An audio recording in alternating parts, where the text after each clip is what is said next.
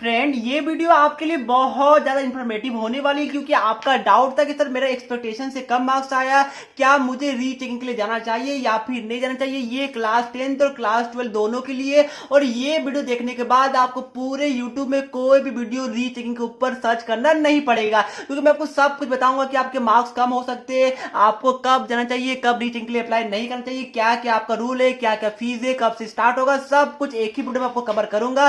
Video थोड़ी लंबी हो सकती है बट कंप्लीट इंफॉर्मेशन यहां पर मिलने वाली है। अब ध्यान रखिएगा, जो क्लास 12 का जो रिजल्ट है वो हमारा 13 जुलाई को डिक्लेयर हो चुका है। ओके, जब मैं वीडियो बना रहा हूं उस दिन आपका 14 जुलाई है, उस टाइम आपका क्लास 10 का जो रिजल्ट है वो डिक्लेयर नहीं हुआ, वो आपका 15 जुलाई को होने वाला है। तो अगर आप 15 जुलाई के बाद वीडियो को देख रहे हैं तो भी ये वीडियो आपके लिए वैलिड है, दोनों क्लास के लिए ये आपका वीडियो वैलिड होने वाला। ध्यान रखिएगा, जो क्लास 10 का जो रिजल्ट है वो आपका 15 जुलाई को आ जाएगा। अब देखिए, आपका यहाँ पर क्वेश्चन है कि क्या सर मुझे रीचेकिंग जो सीबीएसई आपका मौका देती है, जो टोटल 3 स्टेप में आपका होता है, नाम क्या है, रीचेकिंग बोल लीजिए, रीवेरिफिकेशन बोल लीजिए, री इवोल्यूशन बोल लीजिए, कुछ भी ये बोल सकते हैं, ये 3 स्टेप में आपका होता है। सबसे पहले आपका क्वेश्चन होगा सर ये रीचेकिंग होता क्या। अब ध्यान रखिएगा, सपोज आपका रिजल्ट आया, अब अपने मार्क्स से संतुष्ट नहीं है, मतलब क्या हुआ कि आपने जो पेपर लिखा था, जिस हिसाब से आपका पेपर गया था उस हिसाब से आपका मार्क्स नहीं आया, तो ये होता है रीचेकिंग कि मैं उसके लिए अप्लाई करूंगा ताकि जो मेरा मार्क्स है वो बढ़ जाए। यही हमारा जो मेन मोटिव होता है रीचेकिंग का। अब ध्यान रखिएगा, जो आपका क्वेश्चन होगा सर हमें कब रीचेकिंग के लिए अप्लाई करना चाहिए।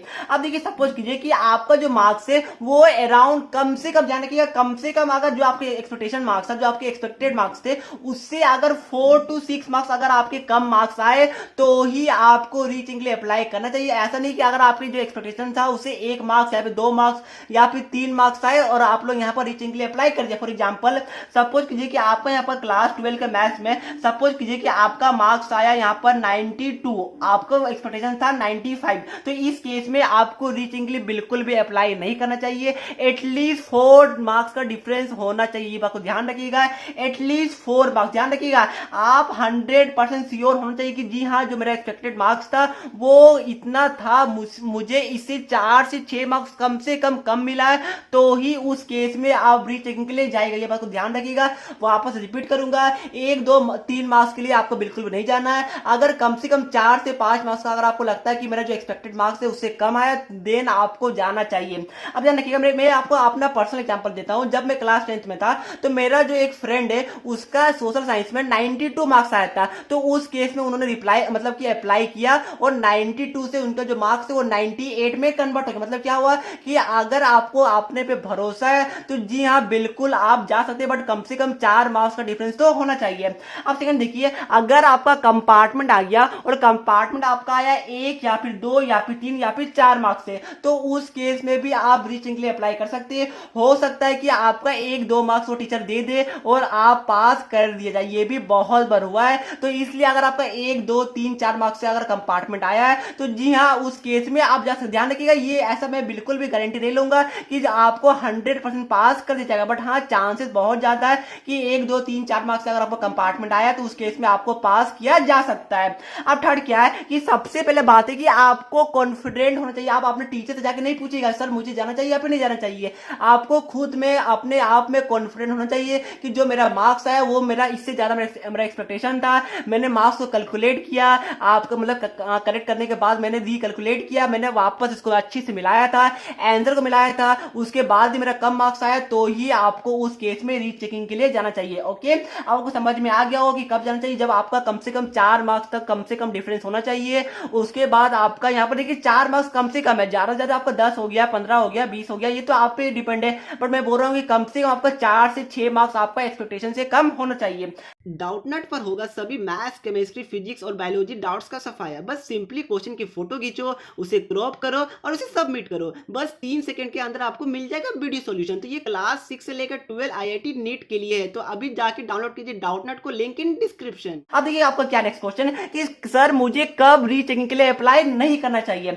अब ध्यान रखिएगा, सपोज कीजिए कि जो आपका लैंग्वेज पेपर लाइक क्या हो गया, इंग्लिश हो गया, हिंदी हो गया, आपका ये सब जो लैंग्वेज पेपर होता है, इसमें अगर आपके एक्सपेक्टेशन एक्सपेक्टेशन से 3 से 6 मार्क्स तक अगर कम आए तो उस केस में प्लीज मेरा आपसे रिक्वेस्ट है कि आप रीचिंग के लिए ना जाइए। आप बोले सर ऊपर तो आप बोल रहे कि 4 से 6 मार्क्स अगर मेरा एक्सपेक्टेशन से कम आए तो आप चले जाइए, नीचे बोलते हैं कि 3 से 6 मार्क्स अगर मेरा कम आए तो नहीं जाइए। देखिए क्या हुआ, ये आपका कंट्रोवर्शियल स्टेटमेंट बिल्कुल भी नहीं है। ऊपर मैंने बोला कि जाइए, बट नीचे मैंने यहाँ पर एक आपका वर्ड मेंशन किया कि लैंग्वेज पेपर, मतलब क्या हुआ, इंग्लिश एंड हिंदी जैसे पेपर को, मतलब अगर सपोज आप क्लास 12 में अगर इंग्लिश का पेपर आपने दिया, आपका एक्सपेक्टेशन था 97, आपका आया 91, तो इस केस में बिल्कुल भी आप रीचिंग के लिए अप्लाई नहीं कीजिए। जो आपका लैंग्वेज पेपर है कम से कम उसमें आपका 7 to 8 मार्क्स का डिफरेंस होता है आपके एक्सपेक्टेड मार्क्स में, तो ही आप जेईटी को ध्यान रखिएगा। अगर आपका एक आर्टिकल आया 10 मार्क्स का, अगर कोई टीचर ने 10 में से आपको 8.5 दिया तो आप उसमें रीचिंग के लिए बिल्कुल भी अप्लाई नहीं कर सकते। मतलब कर तो सकते हैं बट कोई फायदा नहीं होने वाला। क्यों नहीं होने वाला है?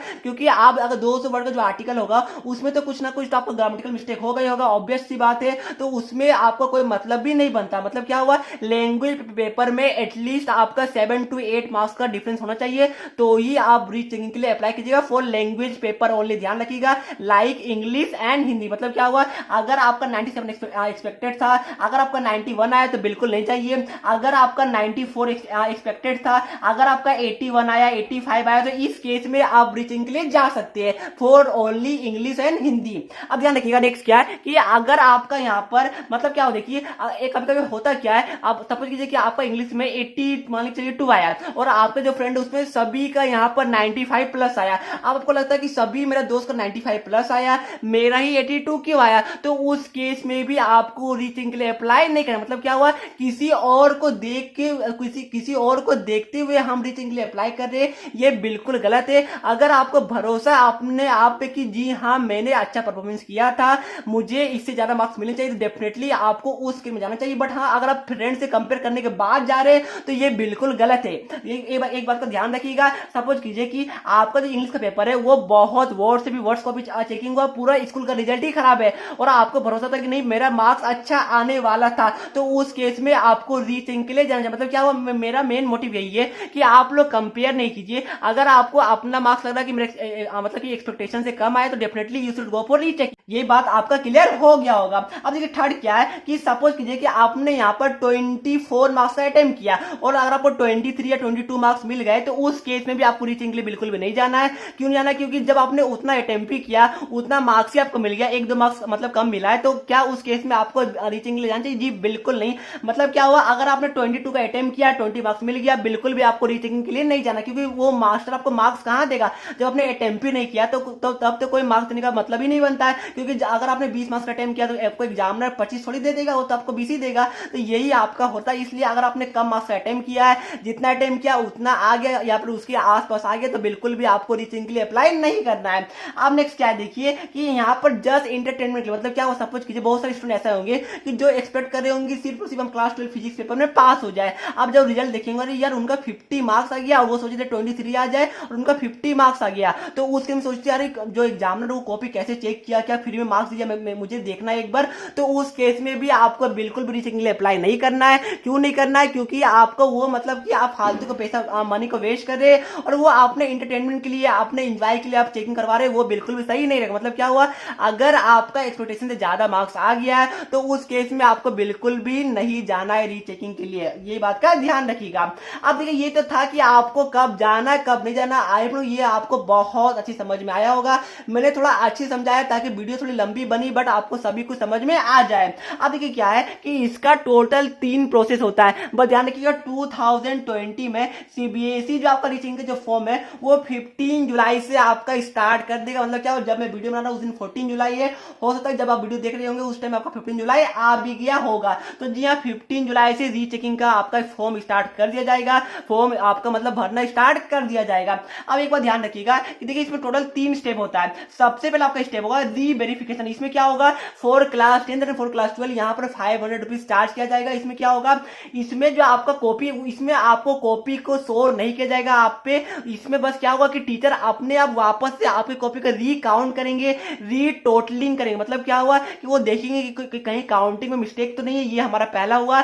इसके अंदर एक चीज और होगा कि वो देखेंगे कि आपका कोई क्वेश्चन बाय चांस चेक करना भूल तो नहीं गए। ध्यान रखिएगा, ये पहला जो स्टेप उसका नाम है री वेरिफिकेशन। इसमें टोटल 2 चीज होता है, पहला आपका होता है रीटोटलिंग ऑफ मार्क्स, और दूसरा आपका होता है कि कोई मतलब कोई टीचर बाय द मिस्टेक आपका कोई आंसर है उसको चेक करना ही भूल गए, तो ये दो चीज को इसमें चेक किया जाता है, ध्यान रखिएगा। ये हमारा था पहला स्टेप।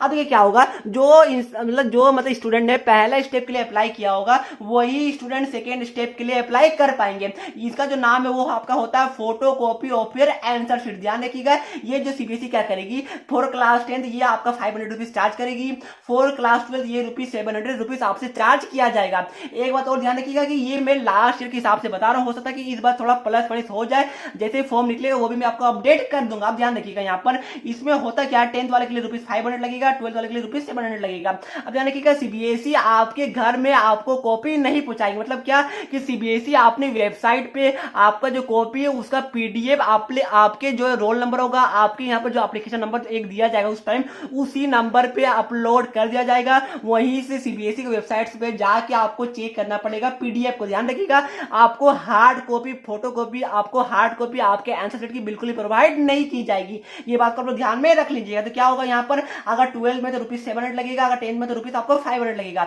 ये कंप्लीटली आपका ऑनलाइन होगा, आप पैसा को कैसे भी दे सकते हैं ऑनलाइन, आपका चाहे एटीएम कार्ड हो जाए, चाहे आपका क्रेडिट कार्ड, डेबिट कार्ड, कुछ भी आप दे सकते हैं। अब ये ध्यान रखिएगा, जैसे आप अपने आंसर शीट को मंगवाइएगा उसी time CBSE official marking scheme upload करेगी, ऑफिशियल आंसर की भी अपलोड कर देगी। मतलब क्या हुआ कि सीबीएसई बताएगी कि जो टीचर ने कॉपी को चेकआउट किया है वो इसी मार्किंग स्कीम, इसी आंसर की के अकॉर्डिंग आपका जो टीचर है उन्होंने यहाँ पर चेक किया। मतलब क्या हो, देखिए आपको पता है कि आपका एमसीक्यू होगा, सपोज कीजिए कि यहाँ पर मार्किंग स्कीम में दिया हुआ है कि 1 का जो आंसर है वो आपका बी होगा, और आपको लगता है कि नहीं 1 का जो आंसर है वो सी होगा, तो आपके बात को नहीं माना जाएगा। जो मार्किंग स्कीम में लिखा हो रहेगा वही आंसर वैलिड होगा, इसके अलावा कोई भी आंसर को नहीं माना जाएगा। मतलब क्या होगा कि आपको मार्किंग स्कीम से मिलाना है कि मेरा कोई आंसर है जो गलत हो गया, मतलब कि कोई टीचर ने बाय द मिस्टेक गलती कर दिया तो आपको वो मिलाना। ध्यान रखिएगा, आपको उसके बाद चैलेंज करना पड़ेगा, पर क्वेश्चन चैलेंज करने का आपको ₹100 लगेगा। अगर आपको लगता है कि मेरा टोटल 10 क्वेश्चन है जो कि टीचर ने गलत चेक किया है तो आपको टोटल 1000 पे करना पड़ेगा, ईच क्वेश्चन ₹100। ये बात को ध्यान रखिएगा। यहाँ पर मेरी आपसे राय होगी कि प्लीज आप लोग उस टाइम अपने सब्जेक्ट टीचर से कंसल्ट करवा लीजिएगा कि सर देखिए ये मेरा कॉपी है, इसमें कहीं मार्क्स बढ़ सकते हैं, कहीं टीचर ने गलत चेकिंग किया, एक बार हो सके तो अपने टीचर से भी चेकआउट करवा सकते हैं आप लोग। ध्यान रखिएगा, इस स्टेप में आपको केयरफुल रहने की बहुत ज्यादा जरूरत पड़ेगी। अब यहाँ पर ध्यान रखिए, देखिए अगर आपने फोटो कॉपी मंगवाया, अगर आपको लगता है कि नहीं मेरा मार्क्स ठीक है, जो मतलब कि सारा टीचर ने सही चेकिंग किया, तो आप वहीं पर छोड़ सकते। एक बात ध्यान रखिएगा कि देखिए आप लोग कोई भी स्टेप को मिस नहीं कर सकते। मतलब क्या हुआ, अगर आपने पहला स्टेप के लिए अप्लाई किया तो ही आप दूसरा स्टेप के लिए अप्लाई कर सकते हैं, तो ही आप तीसरा स्टेप के लिए अप्लाई कर सकते। ध्यान रखिए, तीसरा स्टेप का जो नाम है वो होता है आपका री एवोल्यूशन, जिसका चार्जेस आपका ₹100 पर क्वेश्चन। अब देखिए आपका जो नेक्स्ट डाउट होगा कि क्या सर हमारा अगर मेरा मार्क्स बढ़ता है इनकेस तो क्या मुझे मनी वापस मिलेगी? जी बिल्कुल भी नहीं। कोई भी केस के अंदर चाहे आपका मार्क्स बढ़े चाहे नहीं बढ़े, कोई भी केस के अंदर आपका मनी वापस नहीं मिलेगी। अब नेक्स्ट क्वेश्चन क्या होगा आपका कि क्या सर मेरा मार्क्स रिड्यूस हो सकता है? जी देखिए, आपका स्टेप 1 में बिल्कुल भी आपका मार्क्स रिड्यूस नहीं होगा, स्टेप 2 में भी आपका मार्क्स रिड्यूस नहीं होगा, स्टेप 3 जो कि आपका होता है री एवोल्यूशन, यहां पर आपका मार्क्स रिड्यूस हो। ध्यान रखिएगा, मार्क्स रिड्यूस होने के चांसेस ओनली आपका 1% रहता है। लास्ट ईयर की बात करूं तो जितने स्टूडेंट ने रीचिंग के लिए अप्लाई किया था, हर एक 2 स्टूडेंट में से एक स्टूडेंट के मार्क्स को इंक्रीमेंट देखने को मिला था। मतलब क्या हुआ कि हर एक 2 में से एक स्टूडेंट का मार्क्स बढ़ा था। ये मैं लास्ट 2019 की बात कर रहा हूं। मतलब क्या, देखिए यहां पर क्या हुआ, यहां पर आपका मार्क्स घट सकता है, बट इसके जो चांसेस है वो बहुत ज्यादा ना के बराबर है, ओनली 1% है। तो अगर आपको डाउट है, अगर आपको लगता है कि मेरा मार्क्स कम आया, तो प्लीज आप लोग जाइए, अदरवाइज आप लोग पछताते रह जाएगा। मैं अपना क्लास 10 की बात बताऊं तो मुझे संस्कृत में 86 मिले थे, मैंने रीचिंग के लिए अप्लाई किया तो मेरा 86 से डायरेक्ट आपका 100 हो गया था। तो ये आपके लिए बहुत बड़ा क्लू है कि अगर आपको डाउट है तो प्लीज जाइए, प्लीज कंपेयर नहीं कीजिए, अपने आप पे भरोसा रखिए, कॉन्फिडेंट रहिए और जाइए, रीचिंग के लिए जाइए अगर आपको भरोसा है अपने आप पे तो। ओके, तो ये कंप्लीट वीडियो था, आप लोगों को समझ में आया होगा। इसके बाद भी अगर आपको कोई भी डाउट है तो प्लीज मुझे कमेंट करके बता दीजिएगा। जी हाँ, जो आपका मार्क्स है वो रिड्यूस होने के चांसेस बहुत बहुत बहुत बहुत कम है, ना के बराबर चांसेस कि आपका मार्क्स रिड्यूस होगा। ओके, ये बात आप लोग ध्यान में रख लीजिएगा। चलिए ये वीडियो को मैं यहीं पर समाप्त करूंगा। चलिए मिलते हैं नेक्स्ट वीडियो में, तब तक के लिए पढ़ते रहिए, वीडियो को लाइक शेयर करते रहिए। जय हिंद, जय भारत।